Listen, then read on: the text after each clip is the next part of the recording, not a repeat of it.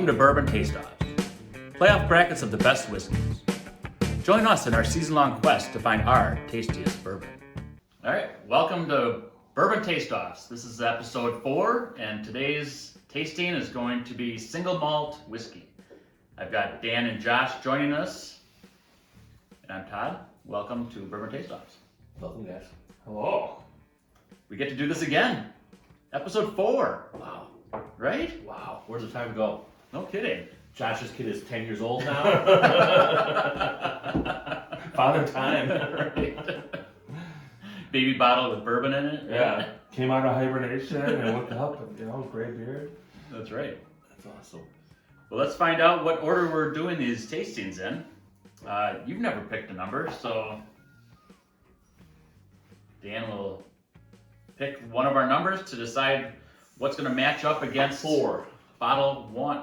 So that's a first. It's the first time number 4 goes against number 1.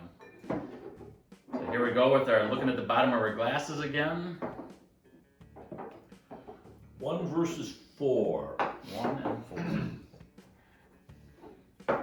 All right, so first off, I see that number 4 looks a little darker than Clearly looks darker than the rest. the rest. Yeah. So single malt whiskey. I've been told. I listen to other podcasts as well. Sure. They say that single malt whiskey is the fastest growing category in whiskey at this point. Now, typically bourbons has corn, rye, and barley, or corn, wheat, and barley. So malted barley is, in these options, is the only grain they use. So these are all just malted barley. And I've been told that they actually have more chance of variance than even bourbon does, which is surprising to me, but they don't have to abide by the rules of bourbon in that they can use different casks and different finishes and different barrels. And that, I think that's why they state that it has a bigger chance of variance. Do we have any indication of why this is such a fast-growing market right now? Not that I know. I've had a couple, and I mean, there is some good taste to them. Mm-hmm. Trend or something new or? I think in the world of whiskey, I think everybody's trying to renovate and think of Sure, be fresh.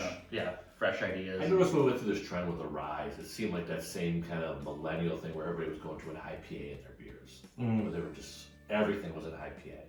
And it seemed like that's where ryes were going in bourbon. Whereas like all the younger guys were drinking the ryes, and that trend was hot. I think it's still probably pretty popular compared to just regular bourbon. A lot of people going to the high rise, everybody has their own taste. Yeah. I'll be curious. I've tried one already, and I'm gonna keep quiet. Okay. I want to hear what you guys say. I have an opinion.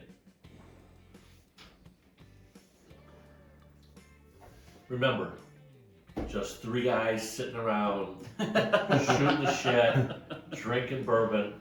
But I have an opinion about number 1.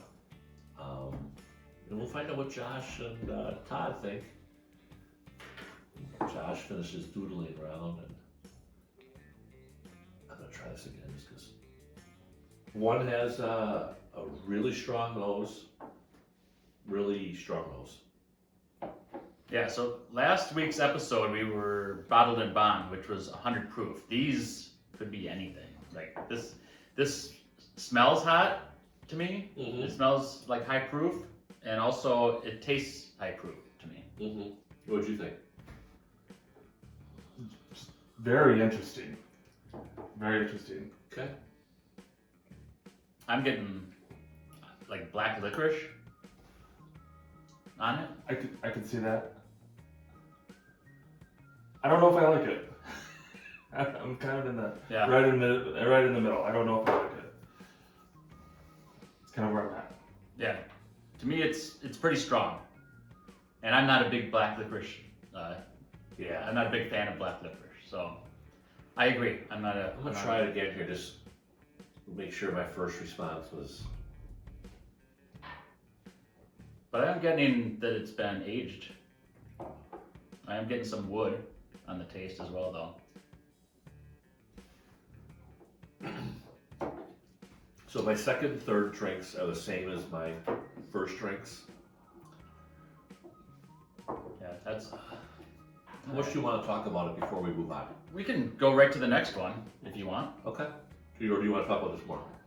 I'm a little curious to hear your perspective, Dan. I don't like it at all. Okay. Hey, so they say you're, soft-spoken, tough to read.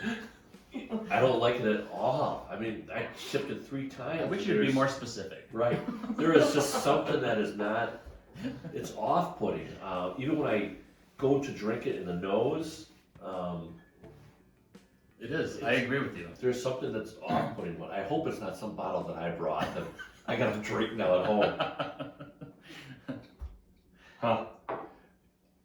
Now I'm even more curious what your perspective is after you drink 4. You had 4 now already? I just I apologize. can't imagine I'm sprinting. one is could possibly be 4. Wow. And maybe I'm just not going to be that guy who likes these single malts. And that's very possible. Wow, that 4 had a flavor that was off-putting. Black licorice. Alright, I'm going for 4. Yeah, I'm gonna clear my palate there. Well, the smell is not off-putting. 4, the smell was just bothersome to me. You mean one the smell was? Yeah, whatever it was. Yeah, the first one. 1. Okay. Yeah. Yeah, 1. I'm sorry. I'm sorry.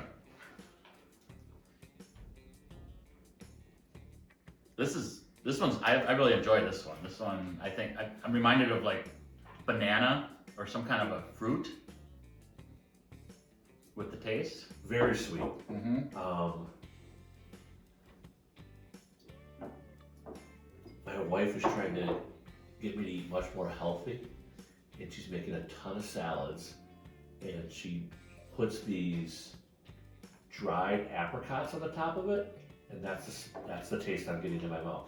I agree. I Like was that actually dry thinking of apricot too. Apricots. Yeah. Speaking of food, I know I tend to like certain drinks with different foods. I know with like Italian food, I like to have wine with it. I don't know if it's because of the region. It's like, oh, they make wine there. They make Italian food, and I just really enjoy it with pastas, like a wine. Sure. With burgers or brats or hot dogs, I prefer beer. Soda or water as well. I was gonna say I drink like just Right. alcohol and nothing else, but with the alcohol options, I would pick beer for those. And I actually had, my wife really likes Trader Joe's, and we've been getting some frozen stir fry type things like Asian food, Sure. like chow mein and like the orange chicken at Trader Joe's is amazing. Like it compares to Panda Express. It's awesome. And so I've been kind of knowing that this podcast was going to be coming out. I was like kind of getting used to drinking some more bourbon, and I actually really enjoy bourbon with like Asian dishes. Huh. Do you guys have a preference on like any kind of? I typically, I wouldn't say it. Everything you were saying was right, but if I'm doing a tasting at my house, it tends to be brisket, something barbecued.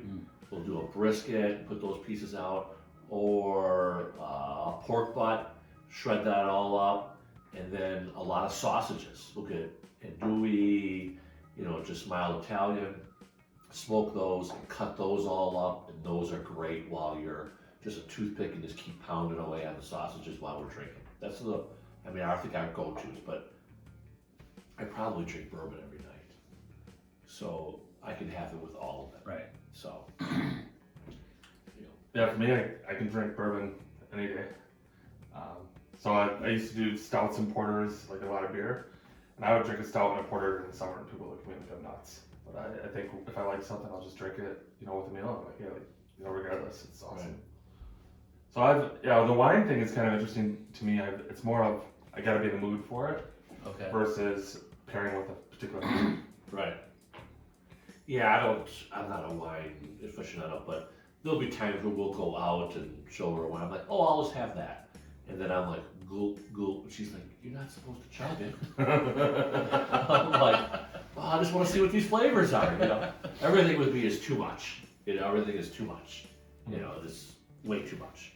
I clearly know what I picked on this one. I'm a 1 guy. Well- I'm not afraid to wait even.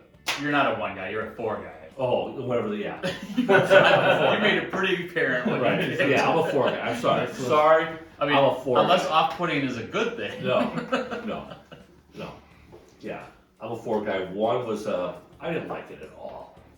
Yeah, I agree. I picked 4 as well. I feel like I'm not that big of a fan of 4 either. Oh. So I'm gonna vote present. No, I'm just kidding. I mean, possible. You just don't like, Yeah, single malt whiskey But- options. yeah, just between these two, I'll lean on you two for that decision, but I'm not really a fan of either. I'm probably closer to you than you think. I mean, the other one was more tolerable, but I wouldn't say, oh, I liked it. I just liked it better. I mean, the other one I didn't like. The other one was tolerable. So, Well, very good. That is moving on to the next category. So we're not 4. a fan of single malts, and it's this hot trend. But Yeah. maybe it's for 20-year-olds, this trend. It's very possible. Well, comically, for like with 4, I added water to be able to like, hey, will this make it any better? And No, it still tasted the No? same. Okay. So, maybe a little less, but yeah. All right, moving on to the next. Mhm. All right, so now we're 2 and 2 and 3. Cool. I So have this an one- accept, so I'm gonna go 2 first. Do you think this one was the lightest, or do you think the last one of 4 was the lightest looking one? Because this one's fairly light looking as well.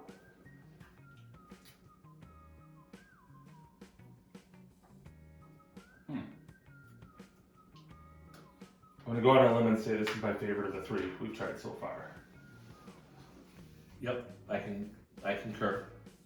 This one I'm actually thinking about and like trying to pick out some flavors and tastes and yeah, you're right. Best so far.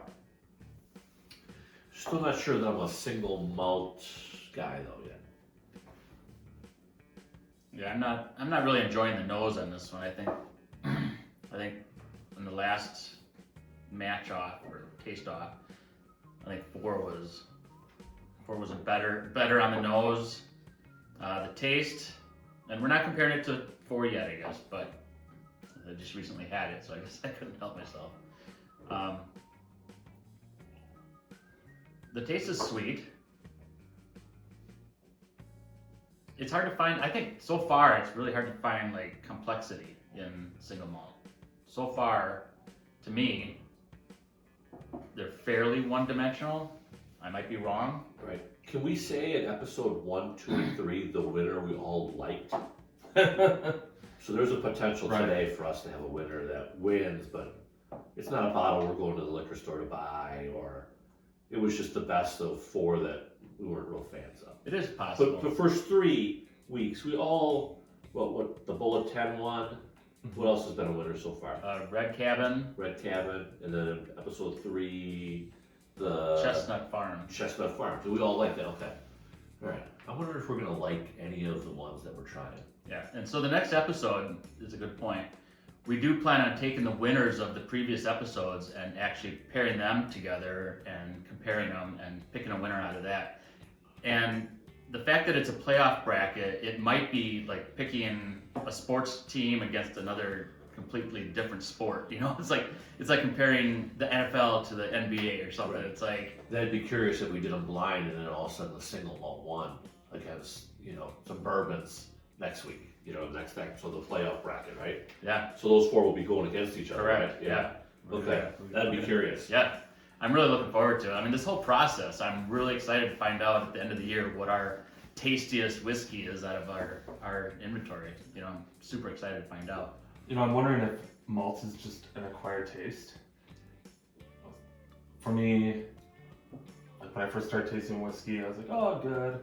And then over time, I'm like, man, I love coffee. I love porters. I love stouts. And I'm Right. digging in. I'm like, These hey, big flavors. obviously in our last episode, you guys had chosen something a little more sweet. I had chosen something a little bit more complex, heavy. So it's just, I'm wondering with malts, like, I'd want to have a conversation with a malt lover just to understand why they love malts. That makes a lot of sense. Yeah, it might. I mean, these are American single malt, which the Scotch is they have single malt as well. They're obviously a little more peat in it. And I went to bourbons because I didn't really like scotches. I really like the sweetness of bourbon and Sure. the corn. And that's what drew me to bourbon. Yeah. And these aren't drawing me as much as a bourbon does. Yeah, I have a winner. I also have a winner. Okay, I'll taste 3. Oh, not there yet? Not there yet. Gotta stop talking. I do need Oh, to wait, stop it's a podcast. We needed to talk. Talkie. I feel like that's an Adam Otherwise, Sandler it's just Dan statement. saying, "Oh, I don't like that."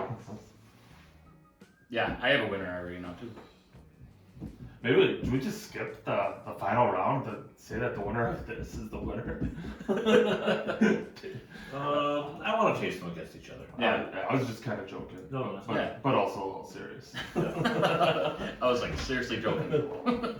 Yeah, in the last round, I was like immediately like, "Oh, I like this." I knew and I'm not having any of that response to any of these 4. We're like, I like that. I'm curious, but I'm not.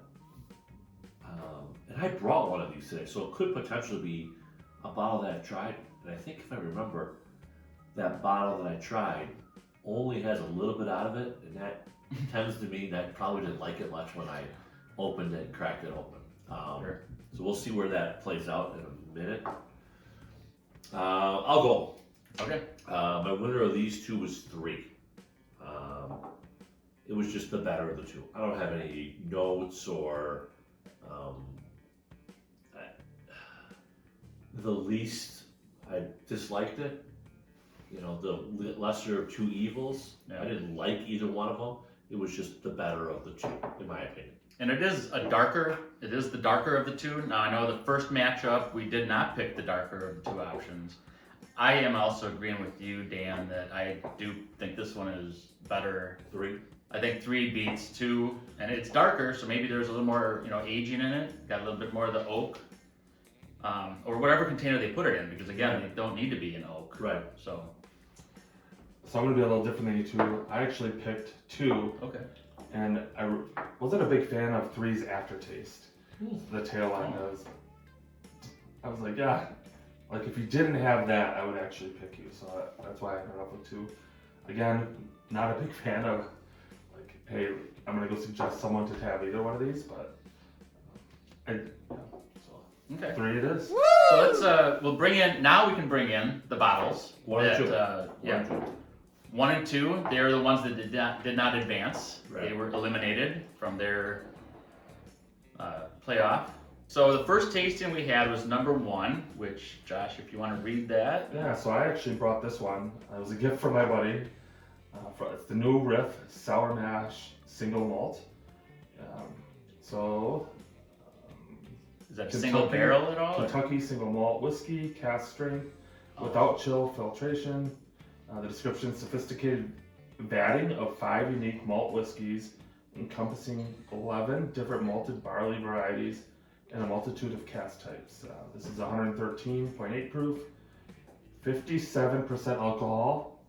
Is that the one that we really all disliked right away? Is that my number? That one went. Yeah, Yeah, it's that and- off-putting. And then aged at least 7 years. Wow.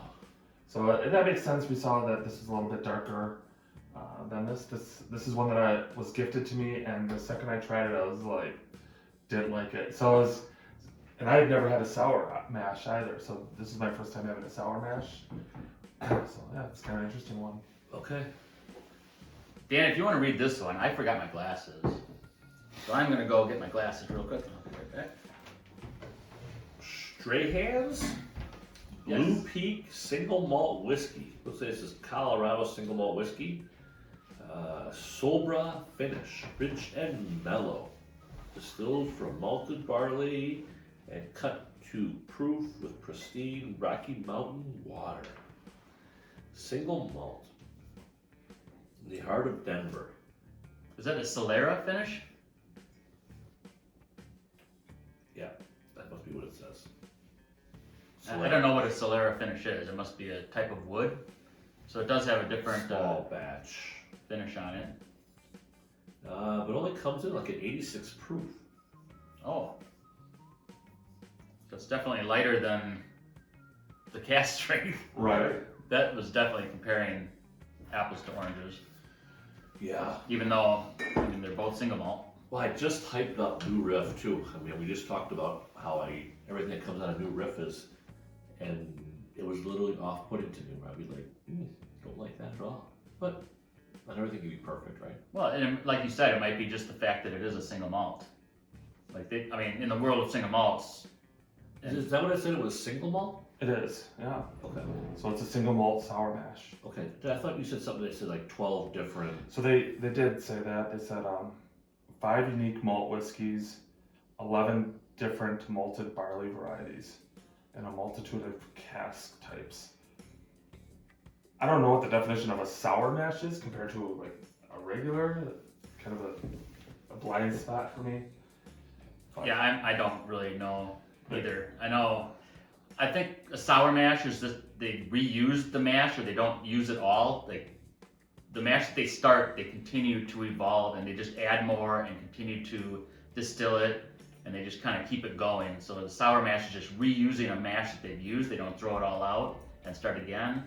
They just keep reusing it. They just add more grains to it. That's the understanding I have with sour mash. But with that explanation, I don't know what sweet mash is. And I know I have a bottle that says sweet mash. In fact, one of our last episode's options of bottled and bond was Wilderness Trail bottled and bond, and it uses a sweet mash. And I didn't take the time to look up what sweet mash is. And maybe our next episode I will let you know what that is.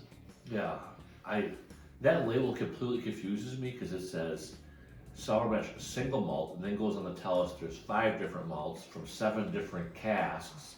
So it sounds to me like that's everything left over from every little thing they have dumped into one. like, make up your mind, or maybe they should just relabel this infinity bottle. Yeah, really. That's a great point though, because Right. it does say single malt, but then he goes on to explain. Right, like all these different things that barrels that it came from. All right. Well, you know what? You just saved me $50, $60 from buying that at the store. Because if I seen it, I would have bought it. And I'd have been disappointed. Oh man, hey, just give me the $30. Right. Half off. I saved half the money. Honey, how did you spend money over the wall? I gave him $30 because he saved me from buying that one. That's awesome. So now we are going to match 4 with 3. So 4 and 3 are going to taste off, and we'll find the winner of those 2.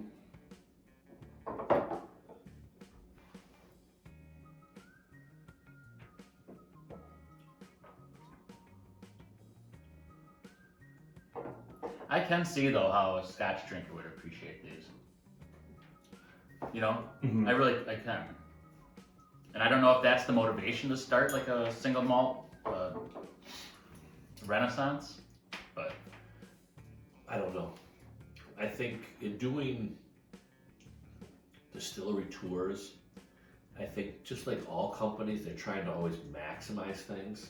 So if there's a leftover product or another way that they can just take raw alcohol distillate and turn it into something a little bit different and market it a little bit different way, and then that's like another opportunity. I think so many times when you look at mash bills, there'll be the exact same mash bill for 3 different products, but they come in at 80 proof, 100 proof, like 120 proof. It's the same mash bill, but they just added a little more water along the way. And so you get these different flavor sets up. It's the same start, it's just how much water you add into it, entered it at some point. I have a winner on this too. It's my favorite of my least favorites. It's my least off-putting. I could drink this one if this is all Todd had. I'd say give me 3 ice cubes and, give me something to scrub my tongue with. But Right. yeah, good experiment today though. I did not know I disliked single malts this much. So our first pairing was 1 versus 4, and then our second pairing was 2 and 3. Okay. Yep. Yeah. I also have picked a winner. I think it's just apparent by, if you are watching, which one's empty and which one's not. There you go. And that's always a good sign. That is a good sign. So I guess I'll start it out. I like 4. I like 4 better, I think. I like 3 better. Ooh, we got a taste off tiebreaker going on here. Back and forth. I'm also with 3. I have to go with my initial reaction was I didn't like, 1 and 4, and then when I went to 3 right away, I was like, oh, this is better. Okay. Yeah, So, I would say I'm with you on that thinking, where I was like, oh, this is drinkable. Mhm. Where the other ones, I was like, it's still too much, something I don't like there. Well, I'm super curious to see what they are, so we'll get those out here and we'll comment on the bottles and see what they have to say. It was all Stranahans. We had all 3 Stranahans. So is this indicative of the distillery or well, of the malt? they definitely are a single malt distillery. Okay. So 3 is the original Stranahans. And it doesn't say it's a malt whiskey, but the newer bottles, that's an older bottle that I have. Okay, this is a barrel pick or something for Woodman's? Yes. Okay. Yep. And I actually have that bottle, and that's one of my first bourbon bottles, and it was gifted to me many years ago. Is that even a bourbon? Or you're right, but one of my first whiskey Right. bottles that was gifted to me. I actually I purchased a whiskey book that showed what the different types of whiskey per region, and broke it down into single malts and bourbons and scotches and Japanese whiskeys, all sorts of Baines from South Africa, all sorts of stuff. And that was actually a picture in the book. And I was like, well, it's in the book of bourbon and whiskey, I better get it, so that's why I got it.